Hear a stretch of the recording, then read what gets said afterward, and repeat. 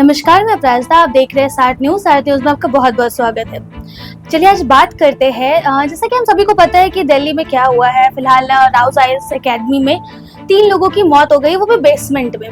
तो ऐसे में रजनीकांत जी, हम आपसे जानना चाहेंगे कि ये जो तमाम चीजें होती हैं, ये सारी चीजें जैसे गिरफ्तारी हुई या फिर सारी धाराएं जो लगाई गई नॉन अवेलेबल, तो ये सारी चीजें घटना होने के बाद क्यों होती है? इसमें पहले से क्यों रोकथाम नहीं होता? 3 लोगों की मौत होती है, 35 लोग मौजूद थे उस वक्त वहाँ पे बेसमेंट में, और बेसमेंट में पानी घुस गया। तो एक तो उस पे मना था पहले से, लेकिन उसके बाद भी चल रही थी लाइब्रेरी। ऐसा क्यों? ये सारी चीजें बाद में क्यों होती है? भारत में ये पुराना ट्रेंड है। कोई घटना अगर घट जाए उसके बाद लोग जागरूक होते हैं, सवाल पूछे जाते हैं, मीडिया अटेंटिव हो जाती है। मीडिया को लगता है कि अब जैसे कि बहुत बड़ा काम हाथ में मिल गया है। अवेयरनेस का प्रोग्राम पहले से चलता है, तमाम चीजें हैं। एमसीडी की रिस्पॉन्सिबिलिटीज तो होती है। आपने अप्रूवल दिया ना बिल्डिंग में, आपने देखा है कि वो कोचिंग चल रहा है, कोचिंग के बेसमेंट में लाइब्रेरीज है, लाइब्रेरी के बाद में अचानक से पानी आया, फिर आपके पास अंदर से अंदर कोई एग्जिट पॉइंट नहीं है और बच्चे फिर दम तोड़ गए। और देखिए 2-3 चीजें मैं बहुत ही क्लियर कट कहूंगा। बात ये है प्राजिता कि आप जो जागरूकता अभी दिखाते हैं वो पहले क्यों नहीं? आप यूपीएससी एस्पिरेंट बनने जा रहे हैं, बच्चा वहां पर लाइब्रेरी में पढ़ाई कर रहा है। जब उसने एडमिशन लिया होगा तमाम चीजें हुई होंगी, पेरेंट्स ने भी देखा होगा, आपने भी देखा होगा। तो ये जो आज विरोध सड़कों पर लोग कर रहे हैं, विरोध तो तभी होना चाहिए था कि जब बच्चों को ये दिखाया जा रहा है कि भैया ये लाइब्रेरी, आपका विरोध वहां पे होना चाहिए। ये जो कॉम्प्रोमाइज करने की आदत हम लोगों की है, सिस्टम से कॉम्प्रोमाइज करना, संस्थान से कॉम्प्रोमाइज करना, आखिर क्यों? आपने अप्रूवल्स दिया तो कैसे दिया? फिर आप इतने बड़े कोचिंग्स को आप चला रहे हैं, आप चला कैसे रहे फिर जब आपके पास खुद की सुविधाएं नहीं है? फिर आप राव रहे चाहे कोई और रहे, क्या फर्क पड़ता है? ये घटना हुई शनिवार को, उसके बाद लगातार बैन्स लगाए गए हैं। तो ये सारी चीजें पहले से क्या नहीं देखा? मैंने वही कहा ना कि बच्चे जो आज इतना आक्रामक हैं, सड़कों पर हैं, तब भी उनको विरोध करना चाहिए। मैंने फिर कहा एक शासक के रूप में आप समाज में आने वाले हैं, आपको एक शासक बनना है। आप आईएएस होंगे, आप आईपीएस होंगे, आप लीड करने वाले लोग हो, तो कॉम्प्रोमाइज तो आप कोचिंग में पढ़ने समय कर लिए ना। फिर यहाँ भी जब करप्शन है, जब यहाँ पे भी गलत हो रहा है, तो इसका विरोध तो तभी हो जाना चाहिए था। तो मेरा ये मानना है कि जो भी कुछ हुआ है दिल्ली में, पूरा यूपीएससी का जो आप देखिएगा, राजेंद्र नगर की बात करें चाहे मुखर्जी नगर की, ये पूरा एक इलाका जो है वो आईएएस और यूपीएससी एस्पिरेंट से पटा पड़ा है और बहुत बड़ा हब है, फैक्ट्री है। लाखों लोग हर साल वहां पर इस आस में जाते हैं कि हम तो आईएएस बनेंगे, हम आईपीएस बनेंगे, या जो भी यूपीएससी का जो एक ट्रेंड्स है सबको वो बनेंगे। सब लोग दिल्ली का रुख करते हैं, सब लोग वहां पर जाते तैयारी करते हैं। और मैं तो दिल्ली में बहुत साल रहा, मुझे अपना भी एक तजुर्बा है। मगर आप देखिए आज सिर्फ जो मुखर्जी नगर या राजेंद्र नगर पे हुआ, उस पर हम लोग इतना ही तौबा कर रहे हैं। और जहाँ अभ्यासी में है, जहाँ पर आप पूरे बिहार में है, कोचिंग की स्थितियां आप देख लीजिए। करकट के नीचे लोग पढ़ा रहे बच्चों को, अब अंधड़ आ जाए, वो करकट ही उड़ जाए, या कुछ ऐसा हो जाए कि भाई दीवार गिर जाए। आखिर पूरे बिहार में आप देखिएगा, इतनी बड़ी घटना घटी, अब फिर भी शासन बुलाएगा तो शिक्षा विभाग एक्टिव हो जाएगा, तमाम चीजें होंगी। ये देखते देखते तो भाई 16 साल की पत्रकारिता में तो हर बार कोचिंग पे नकेल कसने की बात होती, मगर कुछ नहीं होता है। पता नहीं कौन सा लोगों को रूह कांपता है, ऐसा क्यों होता है? आप तमाम चीजों को देखिए, क्या पूरे बिहार शरीफ में क्या स्थितियां बनी हुई है। एक क्लास में कितने बच्चों को आप बैठा रहे हैं? 12 बच्चा होना चाहिए, 20 होना चाहिए मैक्सिमम। ये 200-300 का लेक्चर, 500-500 बच्चों को बैठ करके आप पढ़ा रहे हैं। पूरा बिहार शरीफ देखिए अस्त व्यस्त हो जाता है।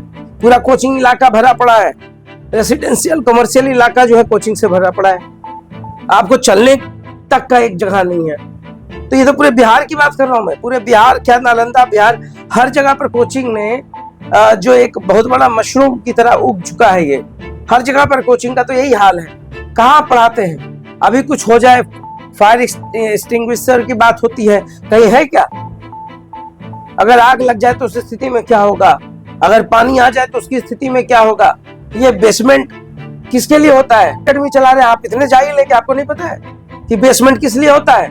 ऐसे में अगर जो आप बोल रहे हैं कि मतलब गलती उन लोगों की है जो चला रहे, तो क्या इस समय पे सरकार कहाँ रहती है? बाकी जिस अगर आप गवर्नमेंट की बात करें, दिल्ली गवर्नमेंट की, तो ऐसा तो नहीं है परमिशन देते टाइम उन्होंने नहीं देखा होगा, अपराजिता, मैंने क्या कहा, अंधेर नगरी चौपट राजा। आप बच्चों के साथ आपने खेल लिया महाराज।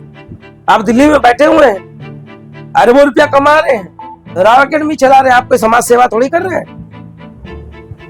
आप पैसा कमा रहे हैं बच्चों से, लाखों रुपया आप ऐंठ रहे हैं, अरबों का व्यापार है आपका, करोड़ों का खर्च होगा आपका। एमसीडी को आपने मैनेज किया, क्या किया नहीं किया, एमसीडी जाने कैसे अप्रूवल मिल गया। और जो बच्चे जाते हैं आंख बंद करके चले जा रहे हैं, कोचिंग है। अरे बेसमेंट का मतलब क्या होता है? सामान रखने का जगह, पार्किंग का जगह, उसमें हमने लाइब्रेरी बना के रखा हुआ है। ये नौटंकी नहीं तो क्या है? और आप बात कर रहे हैं हम देश के बहुत बड़े प्रीमियम इंस्टीट्यूट है। ऐसे प्रीमियम इंस्टीट्यूट का क्या करना भैया? पूरा का पूरा सिस्टम आपने कोलैप्स कर दिया। बच्चों के साथ आप खेल रहे हैं। और सिर्फ दिल्ली की बात क्यों कर रहे हैं, पूरे बिहार की बात कर लीजिए, पटना चले जाइए आप नालंदा, पटना। ये पहली कोई घटना नहीं है। यही मैं कह रही हूँ कि एक तो ऐसे बीच बीच में उछल कर आ जाते हैं। 16 साल की पत्रकारिता में तो कम से कम 16 तरीके की चीजों को मैंने देख लिया है ना। आज कोई पहली कोचिंग की घटना थोड़ी घटी है। अब कोई हादसा हो जाए, नालंदा में बैठ करके इंतजार होता रहता है हादसा होने का। आप देख लीजिए सारे कोचिंग्स में, अधिकांश कोचिंग्स का हाल देखिए आप। बिहार में तो नमूना है। मैं तो चाहूँ तो मैं आपको कल बता दूंगा, परसों बता दूंगा। 100 तो ऐसे लिस्ट होंगे ही जहाँ पर 500-1000 बच्चे जा रहे हैं एक एक बैच में। क्या नाटक है भाई? कौन सा आप ज्ञान दे रहे हैं? मॉडलिंग ज्यादा हो रहा है, तो पढ़ाई कहाँ हो रही है? ये सब चीज अपराध समझना पड़ेगा। ये सिस्टम का चूक नहीं है सर। आप शिक्षित व्यक्ति हैं, कोचिंग चलाते, इतना बड़ा इंस्टीट्यूट चला रहे हैं, आपको तनिक भी समझ नहीं है बच्चों के साथ कैसे खेल रहे हैं आप। ये जो बेसमेंट में पानी भरने की बात हुई, जिस समय पे ये पानी भरा था उस समय रोड पे ऑलरेडी 5 फीट पानी था, तो उस समय बाकी सारे लोग कहाँ थे? और कितने बच्चे फंस गए? क्या कर रही थी? वही बात तो मैं कर रहा हूँ। कोचिंग वाले को तो बेसमेंट में बंद कर देना चाहिए था ना उनको। वही तो ना, एक एग्जिट और एक एंट्री थी वहाँ पे। तो ये सारी चीजें, सारी घटना के बारे में आपको क्या लगता है, इस पे आगे भी कुछ होने वाला है? कुछ नहीं। भारत में घटना देखते देखते, जांच देखते देखते, तमाम चीजों को देखते देखते मेरा भी तो उम्र हो ही गया ना प्रायता। मैं भी तो 3-3.5 दशक का जो सफर है वो तो मैंने देख लिया है। होश संभालने के बाद से अब तक तो हम जांच ही देख रहे हैं, किसी का रिजल्ट सामने नहीं। इस पे भी जांच होगा, पैसे खिलाए जाएंगे, सिस्टम खरीदे जाएंगे और अंततः क्लीन चिट। तो ऐसा क्यों होता है हर बार कि कोई चूक होती है, उसके बाद फिर उस पे कुछ दिनों तक जांच बिठाई जाती है, कार्रवाई होती है, सारी चीजें गिरफ्तारी होती है, उसके बाद फिर घटना पे मिट्टी डाल दी जाती है? मैंने तो कहा सरकार तो खैर बेचारी है, ईमानदार लोगों की सरकार है। दिल्ली में ईमानदार लोगों की सरकार है, केंद्र में ईमानदार लोगों की सरकार है। सब बेचारे लोग तो बैठे हुए हैं। सिस्टम बेचारे लोग चला कहाँ पा रहे हैं? सब मजबूर है, बेचारे हैं। बेचारों का क्या कहना, उनका तो कोई फायदा हो नहीं रहा। तो ऐसे में क्या होने वाला है, क्या लगता है? कुछ नहीं होने वाला है। आप राम भरोसे रहिए और भारत में जांच देखिए, जांच का इंतजार कीजिए, खुश रहिए, तरक्की कीजिए। यही भारत है, यही हिंदुस्तान है। ऐसी घटनाएं होती रहेंगी, लोग जागरूक नहीं होंगे, लोग कुछ बोलेंगे नहीं, ना दिल्ली में बोलेंगे ना बिहार में बोलेंगे, कुछ बोल भी नहीं सकते हैं। तो ये तो ओवरऑल बहुत दुखद घटना है और मैं इसको तो बहुत निंदा करता हूँ। राजता धन्यवाद रजनीकांत जी, हमसे तमाम चीजों के बारे में बात करने के लिए। बने रहिए हमारे साथ। बहुत बहुत धन्यवाद।